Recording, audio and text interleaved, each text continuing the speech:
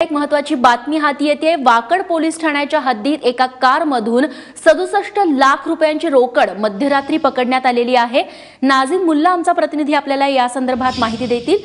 नाझीम, कुणाची आहे ही रक्कम, काय तपासातून समोर आलंय?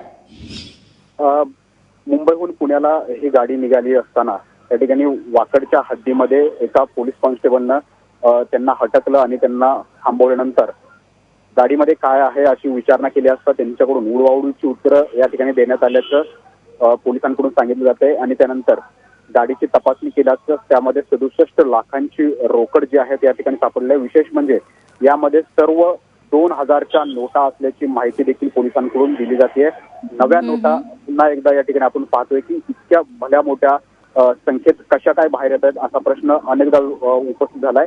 आणि त्यातूनच आपण पाहतोय की या नोटा या ठिकाणी पुन्हा एकदा समोर आलेल्या आहेत, जप्त करण्यात आलेल्या आहेत। 4 वाकड पोलिसांनी या प्रकरणी ताब्यात घेतलेलं आहे। मात्र 67 लाखाची पूर्ण रोकड जी आहे ती आयकर विभागाकडे जे आहे ते सुपूर्द करण्यात आलेली आहे। परंतु ही रोकड कुठं आणि कुणासाठी नेली जात होती आणि कशासाठी नेली जात होती हे मात्र अद्याप अस्पष्टच राहिलं आहे। नक्कीच नाझीम, धन्यवाद तुम्ही दिलेल्या या माहितीबद्दल।